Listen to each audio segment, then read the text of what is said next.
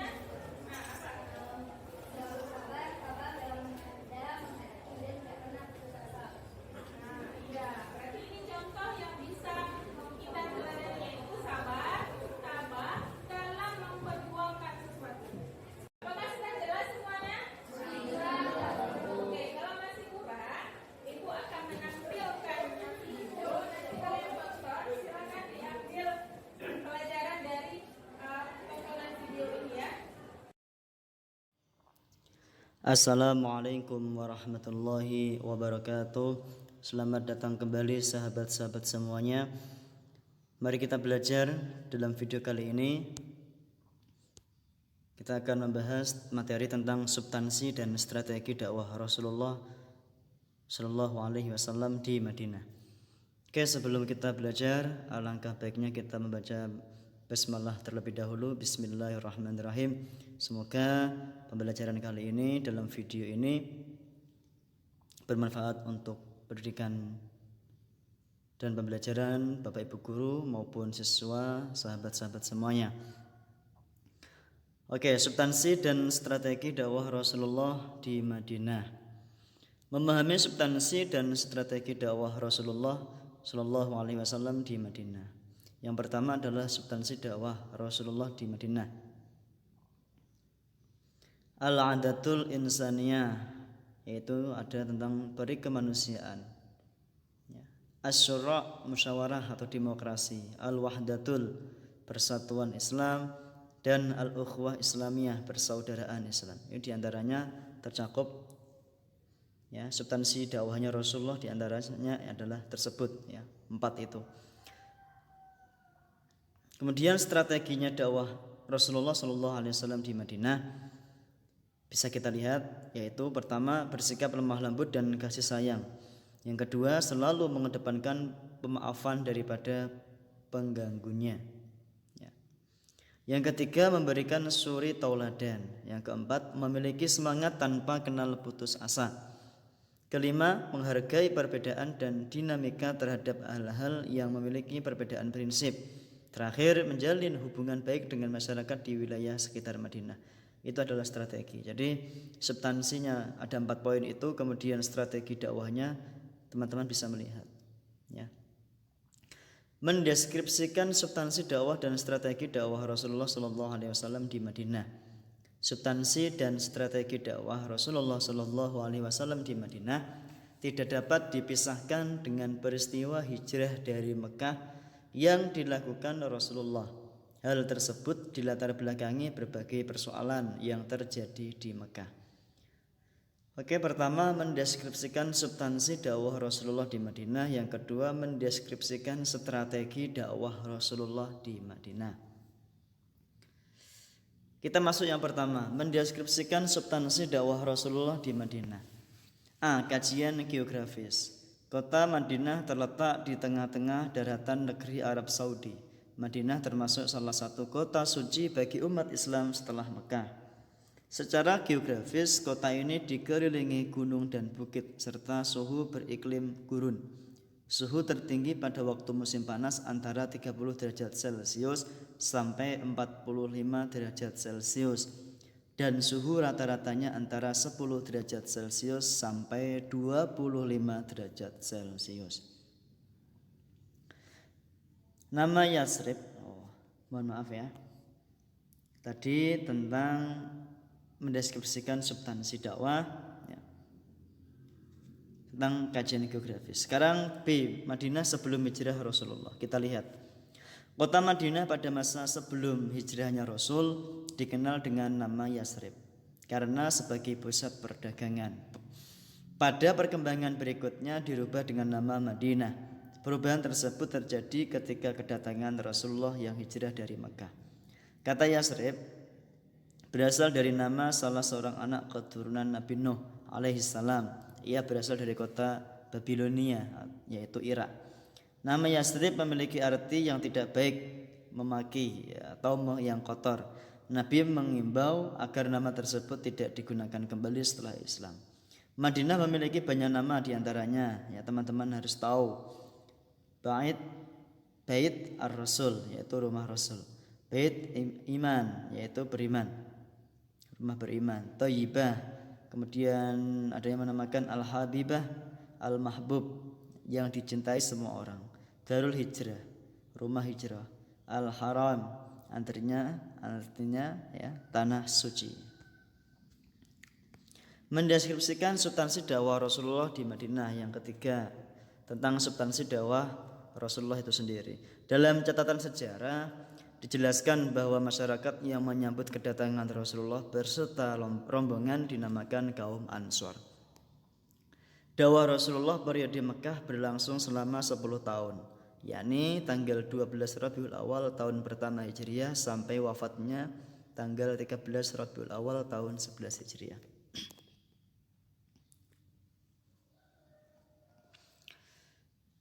Teman-teman bisa melihat ini ada bagan ya. Ini substansi dakwah Rasulullah, ada empat unsur itu ya. Al-adatul insaniyah, as-syura, al-wahdatul, dan al-ukhuwah islamiyah. Teman-teman bisa menghafalkan.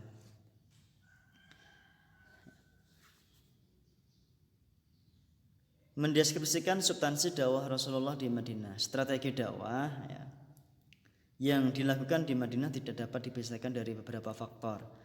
Beberapa corak dan ragam strategi dakwah Rasulullah yang diterapkan di Madinah antara lain membangun masjid, menyampaikan dakwah dengan santun, mengedepankan suri tauladan atau contoh yang baik, membangun sendi-sendi kehidupan masyarakat. Yang pertama, membangun masjid. Rasulullah menjadikan masjid sebagai pusat pertemuan dan pembinaan umat. Masjid adalah sebagai tempat persatuan, ya, mempersatukan umat. Dan masjid pertama kali dibangun Rasulullah adalah Masjid Quba yang terletak tidak jauh dari kota Madinah ya. Yang B, menyampaikan dakwah dengan santun. Strategi ini dengan tujuan untuk memperkuat rasa persaudaraan sesama muslim serta menciptakan kehidupan masyarakat yang marhamah, yang saling menghormati sehingga tumbuh rasa persaudaraan yang kuat. Kemudian mengedepankan suri tauladan atau contoh yang baik. Dalam berdakwah, Rasulullah lebih mengedepankan contoh sehingga lebih mudah ditiru dan diikuti oleh umat. Strategi ini lebih mudah diterima dan diikuti oleh masyarakat sebagaimana firman Allah, laqad kana lakum fi Rasulillahi uswatun hasanatun liman kana yarjullaha wal yawmal akhir wa dzakarallaha katsira. Al-Ahzab ayat 21.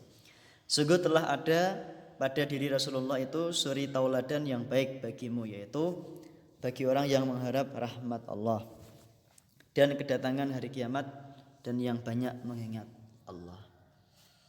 Selanjutnya mengedepankan sendi-sendi kehidupan bermasyarakat untuk menciptakan kerukunan dan toleransi. Dalam berdakwah, Rasulullah menyampaikan aturan yang terkenal dengan istilah Piagam Madinah. Piagam Madinah bermaksud untuk membentuk sebuah masyarakat di bawah naungan Islam. Dalam piagam tersebut mengatur segenap aspek kehidupan berisi akidah, akhlak, kebijakan, undang-undang kemasyarakatan, ekonomi, dan lain-lain.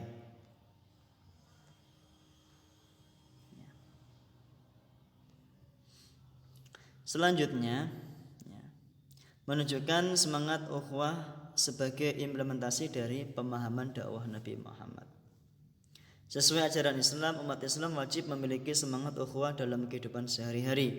Semangat ukhuwah didasarkan pada implementasi dari pemahaman terhadap salah satu strategi dakwah Rasulullah, yakni mempersaudarakan kaum Ansor dan kaum Muhajirin ya.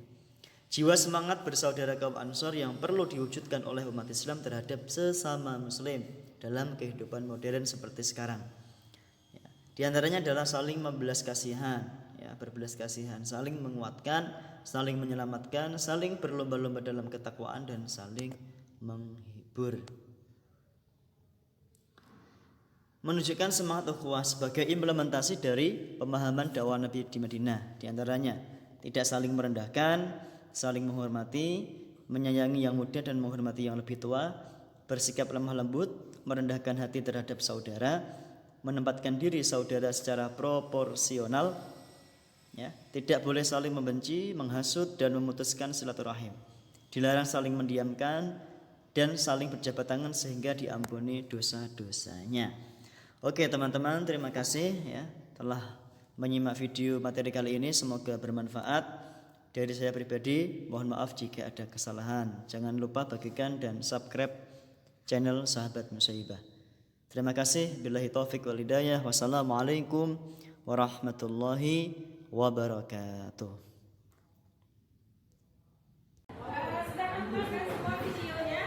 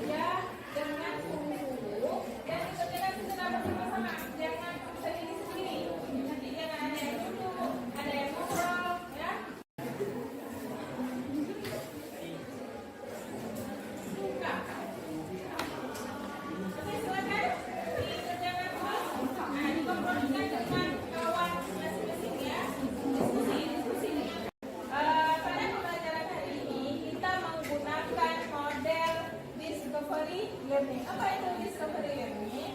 Yaitu belajar menyelidiki dengan sistematis atau kritis dan logis sehingga kalian mampu menemukan isi materi dengan mandiri.